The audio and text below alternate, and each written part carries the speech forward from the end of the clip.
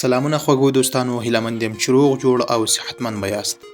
زه نورالدین علم دوست یم چې د مشال کورس د انګلیسي ژبې د زده کړې په موخه دا د نن بیا ستاسو په خدمت کې حاضر شوی یم. 15مه برخه د خوږو دوستانو درته مبارکي او تبریکي وایم. د مشال کورس په دې پړاو کې موږ په لسګونو لغتونه، په لسګونو جملې او د ګرامر په برخه کې ډیره بلدتیا ترلاسه کړه. تاسو ته لا پرمختګ غواړم او زموږ راتلونکي نوري درسي ویډیوګانې هم مه هیروئ. راځئ چې د 15مې برخې درس درته وړاندې کړو. تلفظ او معنا کوئ، ملتیا مو وکوئ. نو خوږو او قدرمنو دوستانو، د سنټنسز پارت یا د جملو په لومړۍ برخه کې اولې جملې ته ځیر شئ. د اولې جملې تلفظ به څنګه کوو؟ I don't like his acting. تلفظ یې څنګه کوو؟ I don't like his acting. په پښتو کې معنا څنګه ده؟ د هغه دا کار مې نه خوښیږي. I don't like his acting. د هغه دا کار مې نه خوښیږي. تلفظ یو ځل بیا تکراروو. I don't like his acting. د هغه دا کار مې نه خوښیږي. خوږو او قدرمنو دوستانو، له اولې جملې نه تیریږو، راځو دوهمې جملې ته. د دوهمې جملې تلفظ به څنګه کوو؟ I don't lend you anymore. تلفظ یې څنګه کوو؟ I don't lend you anymore. په پښتو کې معنا څنګه ده؟ نور قرض نه درکوم. I don't lend you anymore. نور قرض نه درکوم. تلفظ یو ځل بیا تکراروو. I don't lend you anymore. نور قرض نه درکوم. له دوهمې جملې نه هم تیریږو، راځو درېیمې جملې ته. د درېیمې جملې تلفظ به څنګه کوو؟ I have a word with you. تلفظ یې څنګه کوو؟ I have a word with you. په پښتو کې معنا څنګه ده؟ یوه خبره در سره کوم. I have a word with you. یوه خبره در سره کوم. تلفظ یو ځل بیا تکراروو. I have a word with you. یوه خبر یا یوه خبره در سره کوم. خوږو دوستانو، له درېیمې جملې نه هم تیریږو، راځو څلورمې جملې ته. د څلورمې جملې تلفظ به څنګه کوو؟ He is under operation. تلفظ یې څنګه کوو؟ He is under operation. په پښتو کې معنا څنګه ده؟ هغه د عملیات لاندې دی. He is under operation. هغه د عملیات لاندې دی. تلفظ یو ځل بیا تکراروو. He is under operation. هغه د عملیات لاندې دی. له څلورمې جملې نه هم تیریږو، راځو پنځمې جملې ته. د پنځمې جملې تلفظ به څنګه کوو؟ He knows nothing. تلفظ یې څنګه کوو؟ He knows nothing. په پښتو کې معنا څنګه ده؟ هغه په هیڅ نه پوهیږي. He knows nothing. هغه په هیڅ نه پوهیږي. تلفظ یو ځل بیا تکراروو. He knows nothing. هغه په هیڅ نه پوهیږي. نو خوږو او قدرمنو دوستانو، د سنټنسز پارت یا د جملو په لومړۍ برخه کې مو 15 جملې تلفظ او معنا کړې. هیله یم چې په تلفظ او معنا یې پوه شوي یاست. زه د درس په جریان کې د سنټنسز پارت یا د جملو دوهمې برخې ته ملتیا مو وکوئ. نو خوږو او قدرمنو دوستانو، د سنټنسز پارت یا د جملو دوهمې برخې ته هم ښه راغلاست درته وایم. د جملو په دوهمه برخه کې اولې جملې ته ځیر شئ. د اولې جملې تلفظ به څنګه کوو؟ What I had said to him. تلفظ یې څنګه کوو؟ What I had said to him. په پښتو کې معنا څنګه ده؟ ما ورته څه ویلي وای. What I had said to him. ما ورته څه ویلي وای. تلفظ یو ځل بیا تکراروو. What I had said to him. ما ورته څه ویلي وای. له اولې جملې نه تیریږو، راځو دوهمې جملې ته. د دوهمې جملې تلفظ به څنګه کوو؟ What will I say about it. تلفظ یې څنګه کوو؟ What will I say about it. په پښتو کې معنا څنګه کوو؟ زه به پکې څه ووایم. What will I say about it. زه به پکې څه ووایم. تلفظ یو ځل بیا تکراروو. What will I say about it. زه به پکې څه ووایم. له دوهمې جملې نه هم تیریږو، راځو درېیمې جملې ته. د درېیمې جملې تلفظ به څنګه کوو؟ Tell us a joke. تلفظ یې څنګه کوو؟ Tell us a joke. په پښتو کې معنا څنګه ده؟ موږ ته یوه ټوکه ووایه. Tell us a joke. موږ ته یوه ټوکه ووایه. تلفظ یو ځل بیا تکراروو. Tell us a joke. موږ ته یوه ټوکه ووایه. له درېیمې جملې نه هم تیریږو، راځو څلورمې جملې ته. د څلورمې جملې تلفظ به څنګه کوو؟ Why do you say this. تلفظ یې څنګه کوو؟ Why do you say this. په پښتو کې معنا څنګه ده؟ ولې داسې وایې. Why do you say this. ولې داسې وایې. تلفظ یو ځل بیا تکراروو. Why do you say this. په پښتو کې معنا څنګه کوو؟ ولې داسې وایې. له څلورمې جملې نه هم تیریږو، راځو پنځمې جملې ته. د پنځمې جملې تلفظ به څنګه کوو؟ Long life you. تلفظ یې څنګه کوو؟ Long life you. په پښتو کې معنا څنګه ده؟ تل دې ژوندی وي. Long life you. تل دې ژوندی وي. تلفظ یو ځل بیا تکراروو. Long life you. تل دې ژوندی وي. نو خوږو دوستانو، دا و د سنټنسز پارت یا د جملو دوهمه برخه چې تاسو ته مو وړاندې کړه. زه د درس په جریان کې د ورډز پارت یا د لغتونو برخې ته را سره پاتې شئ. نو خوږو دوستانو د ورډز پارټیا د لغتونو برخې ته هم ښه راغلاست درته وایم. د ورډز پارټیا د لغتونو په برخه کې اول لغت ته ځیر شئ. د اول لغت تلفظ به څنګه کوو؟ سټاف. تلفظ یې څنګه کوو؟ سټاف.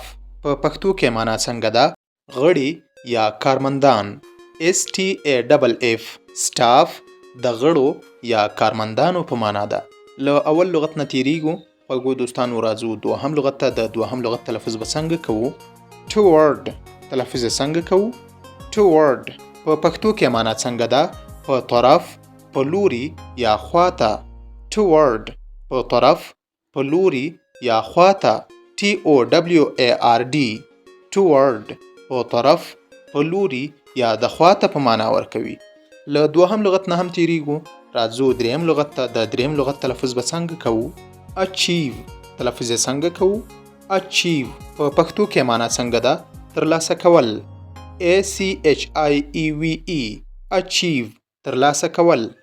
achieve د ترلاسه کولو په معنا ده. له دریم لغت نه هم تیریږو. راځو څلورم لغت ته. د څلورم لغت تلفظ به څنګه کوو؟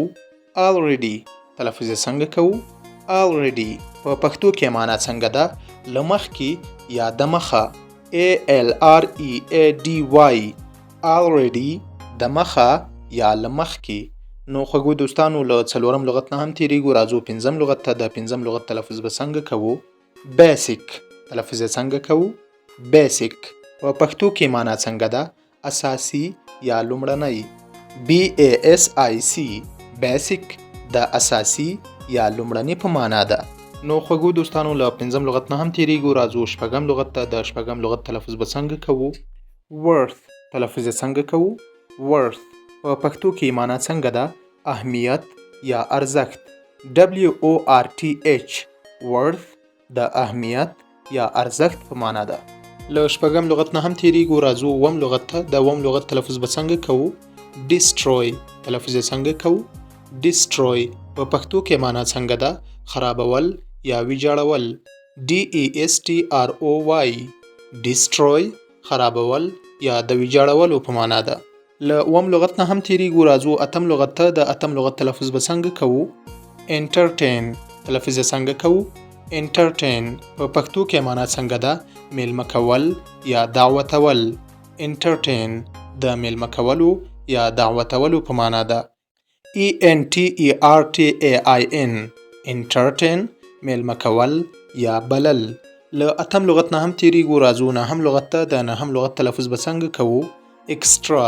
تلفظ یې څنګه کوو؟ extra. په پښتو کې معنا څنګه ده؟ اضافي یا له اړتیا نه زیات. EXTRA extra اضافي یا له اړتیا نه زیات په معنا ده. له نهم لغت نه هم تیریږو. راځو لسم لغت ته. د لسم لغت تلفظ به څنګه کوو؟ goal. تلفظ یې څنګه کوو؟ goal. په پښتو کې معنا څنګه ده؟ هدف یا موخه. GOAL goal د هدف یا موخې په معنا ده. نو خوږو او قدرمنو دوستانو دا و د ورډز پارټیا د لغتونو برخه چې تاسو ته وړاندې کړه. هیله مند یم چې په تلفظ او معنا یې پوه شوي یاست. زه د درس په جریان کې د ګرامر پارټیا ګرامر برخې ته ملتیا مو وکوئ. نو خوږو او قدرمنو دوستانو د ګرامر پارټیا ګرامر برخې ته هم ښه راغلاست درته وایم. د ګرامر پارټیا ګرامر په برخه کې نن څه مطالعه کوو؟ اوپن کمپاوند ناون یا خلاص مرکب اسم چې لومړی په انګلیسي ژبه تعریف کوو او بیا راځو په پښتو ژبه هم تاسو ته معنا کوو. A compound noun which is written with space and spelled as two words is called open compound noun. تلفظ به څنګه کوو؟ A compound noun which is written with space and spelled as two words is called open compound noun. په پښتو کې معنا څنګه کوو؟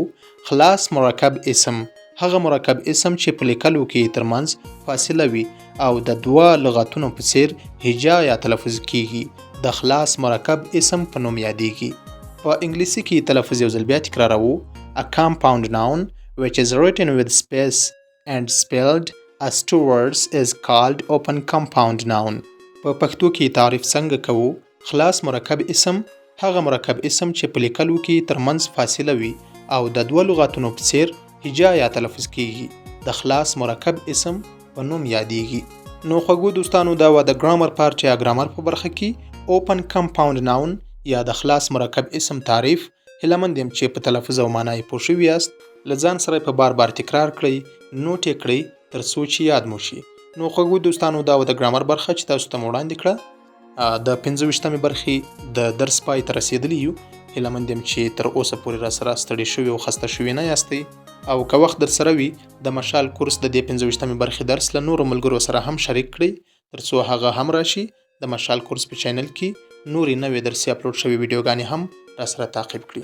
او خپله تاسو هم که زموږ د مشال کورس د انګلیسي ژبې د زده کړې په موخه د یوټیوب چینل مو سبسکرایب کړی نه وي، کولی شئ چې د سبسکرایب تڼۍ ته لاړ شئ، هغه در سره کلیک کړئ تر څو زموږ هره نوې درسي اپلوډ شوې ویډیو ستاسو مخې ته راشي.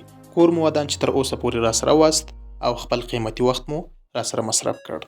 دا چې د مشال کورس نورې نوې درسي برخې هم اپلوډ کیږي، انشاءالله تاسو هم له موږ سره اوسئ او زموږ نورې درسي برخې هم راسره تعقیب کړئ. تر بیا چې زه نورالدین علمدوست په 26مه برخه کې ستاسو په خدمت کې حاضرېږم، لوی الله جل جلاله ته مسپارم. خوشحال، تازه او کامیاب اوسئ.